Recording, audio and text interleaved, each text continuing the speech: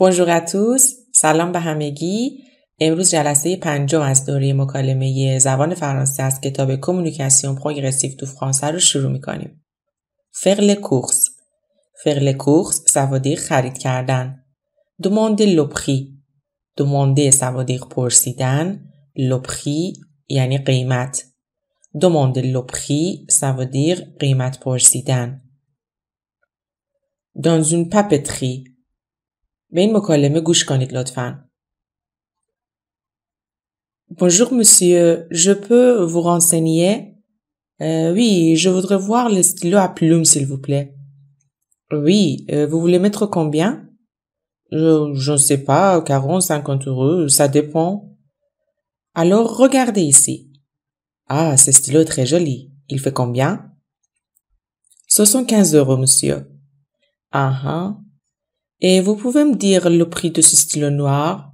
Bien sûr, il fait 32 euros. Et ce stylo bleu-là? Tous ces stylos sont à 47 euros. Alors, je prends le bleu. C'est pour offrir? Oui, s'il vous plaît. خب مکالمه امروزمون توی نوشت افزاری یا لوازم و تحریری اتفاق میفته. مکالمه رو لواندوز یا فروشنده شروع میکنه. واندوز از فعل واندر میاد به معنی فروختن.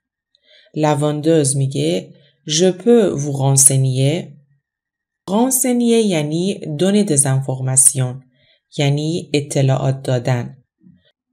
peux از فعل pouvoir هست به معنی توانستن. Je peux vous renseigner یعنی میتونم کمکتون کنم. اینجا یک نکته گرامری داریم. در زبان فرانسه وقتی فعل اول صرف میشه فعل دوم به صورت انفینیتیو یا مصدر میاد یعنی صرف نمیشه. توی جمله je peux vous renseigner peux صرف شده بنابراین فعل بعدش یعنی renseigner به صورت مصدر اومده. خب لو کلیان یا مشتری میگه je voudrais voir le stylo à plumes s'il vous plaît یعنی میخواستم روان نویسا رو ببینم لطفاً. لو ستیلو خودش به تنهایی به معنی خودکاره ولی لو ستیلو à plumes یعنی روان نویس. به je voudrais voir دقت کنیم. voudrais از فعل vouloir به معنی خواستن هست و صرف شده و بنابراین voir به صورت مصدر یا انفینیتیو اومده. لاواندوز میگه oui vous voulez mettre combien یعنی چقدر میخواید بذارید. چقدر میخواید هزینه کنید. متر یعنی گذاشتن، قرار دادن. تحت لفظیش میشه یعنی چقدر میخواید بذارید. ولی در واقع یعنی چقدر میخواید هزینه کنید. فعل دپانسه هم به معنی خرج کردن و هزینه کردن هست. ولی vous voulez dépenser combien اشتباهه و این جمله هیچ وقت استفاده نمیشه و به خاطر همین هستش که میگیم لغت‌ها و به ویژه فعل‌ها رو باید در قالب متن یاد بگیریم. خب لو کلیان میگه je ne sais pas 40 50 euros ça dépend یعنی نمیدونم 40-50 یورو بستگی داره. لاواندوز میگه alors regardez ici پس اینجا رو نگاه کنید.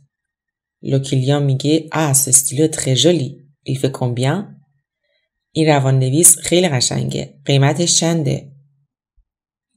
لو کلیان که براش این قیمت زیاده میگه aha et vous pouvez me dire le prix de ce stylo noir اینجا یه روش دیگه قیمت پرسیدن رو داریم. vous pouvez me dire le prix de بعد از دو اسم کالا رو میگیم. مثلا vous pouvez me dire le prix de ce pantalon La vendeuse میگه bien sûr il fait 32 euros البته قیمتش 32 یوروه. Le client میگه et ce stylo bleu là و این روان نویس آبی اینجا. La vendeuse میگه tous ces stylos sont à 47 euros یعنی همه این روان نویس ها قیمتشون 47 یوروه. یه روش دیگه پرسیدن قیمت یا دادن قیمت استفاده از فعل être هست. être به اضافه یه ا. خب لو کلیان میگه alors je prends le bleu پس من آبی رو برمیدارم یا آبی رو میگیرم. لاواندوز میگه c'est pour offrir یعنی برای هدیه هست برای کادوه. offrir یعنی faire un cadeau یعنی هدیه دادن، کادو دادن. اینجا هم یک نکته گرامری داریم. بعد از پور همیشه فعل به صورت انفینیتیو یا مصدر میاد. به همین دلیل افقیق صرف نشده و به صورت انفینیتیو اومده. خب یک بار دیگه به مکالمه گوش کنید لطفاً. Dans une papeterie. Bonjour monsieur, je peux vous renseigner? Oui, je voudrais voir les stylos à plumes, s'il vous plaît. Oui, vous voulez mettre combien? Oh, je ne sais pas, 40, 50 euros, ça dépend. Alors, regardez ici. Ah, ce stylo est très joli. Il fait combien? 75 euros, monsieur. Ah. Et vous pouvez me dire le prix de ce stylo noir? Bien sûr, il fait 32 euros. Et ce stylo bleu là? Tous ces stylos sont à 47 euros. Alors je vais prendre le bleu. C'est pour offrir? Oui, s'il vous plaît. خب فرض کنید رفتیم توی یک مغازه. چطوری میتونیم قیمت بپرسیم؟ از چه ساختارها و از چه فعل‌هایی میتونیم استفاده کنیم؟ توی قسمت مکالمه 3 ساختار مختلف رو یاد گرفتیم. اینجا با هم مرورشون میکنیم. Vous pouvez me dire le prix de. مثلا Vous pouvez me dire le prix de ce pantalon s'il vous plaît. میشه لطفاً قیمت این شلوار رو به من بگید؟ یا میتونیم از ساختار quel est le prix de استفاده کنیم. مثلا quel est le prix de ce crayon. یعنی قیمت این مداد چنده؟ یا مثلا خیلی ساده میتونیم بگیم c'est combien. یعنی این چنده. یا میتونیم از فعل فعل استفاده کنیم همطور که توی مکالمه داشتیم il fait combien. یا میتونیم اسم کالا رو هم بگیم مثلا ce pantalon fait combien. این شلوار قیمتش چنده. یا میتونیم بگیم ça fait combien. au total اینجا یعنی در مجموع. وقتی که کامل خرید کردیم و خریدمون تموم شد برای پرسیدن قیمت کلی میتونیم بگیم ça fait combien. یعنی در مجموع چند شد. و یا میتونیم از ساختار être به اضافه ا استفاده کنیم. مثلا les cerises sont à combien. یعنی گیلاس چنده یا گیلاس کیلویی چند. خب بریم برای بخش وکابولر یا واژگان امروزمون. امروز کلمات نوشت افزاری رو یاد میگیریم. un stylo. un stylo. ستیلو سوادی خودکار. le stylo à plume. le stylo à plume. stylo à plume یعنی روان نویس. des cartouches. des cartouches. cartouche رو توی فارسی ما کلمه انگلیسیش رو استفاده میکنیم میگیم cartridge. به این جوهرهایی که جداگونه فروخته میشن cartouche میگیم. un crayon. un crayon. crayon یعنی مداد. un crayon de couleur. un crayon de couleur یعنی مداد رنگی. un porte-mine. un porte-mine. porte-mine یعنی مداد نوکی. une gomme. une gomme. gomme یعنی پاک کن. برای پاک کردن از فعل افسه استفاده می کنیم. مثلا به این دو جمله گوش کنید لطفاً. j'efface avec une gomme. یعنی من با یک پاکن پاک می کنم. یا le professeur efface le tableau avec une brosse. یعنی استاد یا معلم تابلو رو با یک بروس پاک می کنه. une trousse. une trousse. trousse یعنی جامدادی. du papier à lettres. du papier à lettres. papier à lettres یعنی کاغذ نامه یا برگه نامه. des enveloppes. des enveloppes. enveloppe یعنی پاکت نامه. un dossier. un dossier. dossier یعنی پوشه. به معنی پرونده هم هست. des chemises cartonnées. des chemises cartonnées. carton یعنی کارتون یا مقوا. کارتونه صفتش هست یعنی مقوایی. des chemises cartonnées یعنی پوشه مقوایی. شمیز یه معنی دیگه هم داره به معنی پیراهن. une chemise. une chemise. un classeur un classeur classeur توی فارسی هم بهش کلاسور میگیم. une agrafeuse une agrafeuse agrafeuse یعنی منگنه. un taille crayon un taille crayon taille crayon ça veut dire مداد تراش. une règle une règle règle یعنی خطکش. la colle la colle کل یعنی چسب مایع یا چسب قطره‌ای.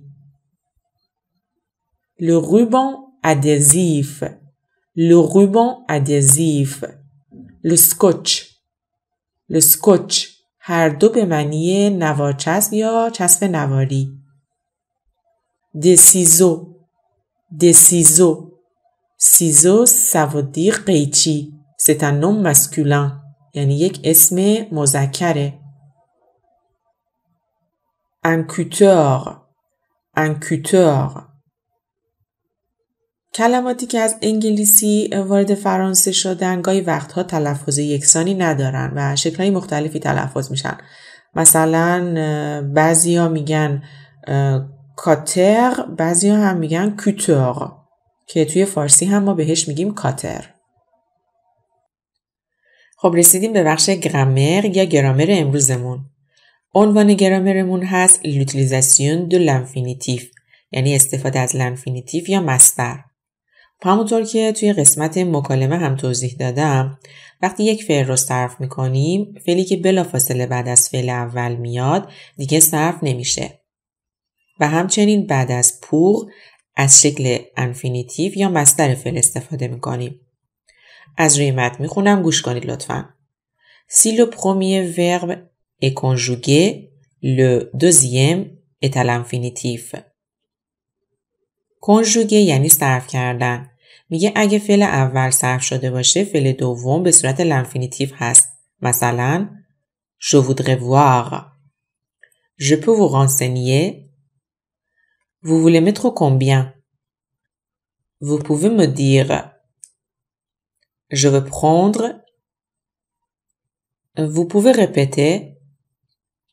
répéter یعنی تکرار کردن. Vous pouvez répéter یعنی میشه تکرار کنید. یا pour به اضافه l'infinitif. Par exemple, c'est pour offrir. Pour faire un cadeau. C'est pour savoir. و اما بخش اکتیویته امروزمون. À vous. Vous souhaitez faire un cadeau à un ami ou à une amie. Vous entrez dans un boutique, papeterie ou autre. Imaginez jouer le dialogue avec la vendeuse. نوبت شماست. Vous souhaitez. souhaiter یعنی خواستن. Vous souhaitez faire un cadeau یعنی شما میخواد یه کادو بدید، یه هدیه بدید. À une amie ou à un ami به یک دوست.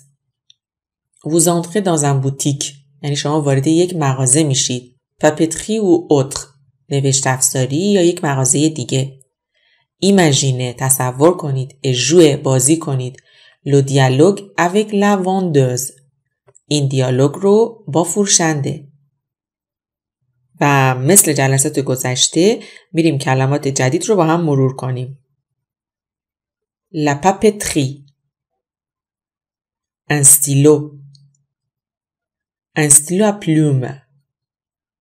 Des cartouches. Un crayon. Un crayon de couleur. Une gomme. L'enveloppe. Du papier à lettres. Un classeur. Des chemises cartonnées. Un dossier. La trousse. Une agrafeuse. Des ciseaux. La colle. La règle. Un taille-crayon. Un cutter. Le ruban adhésif. Le scotch. Renseigner. Voir. Vouloir.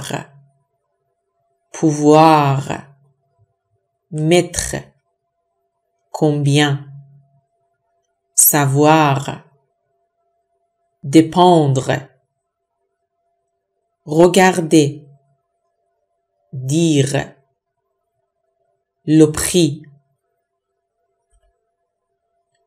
offrir, faire un cadeau, répéter, dépenser, souhaiter,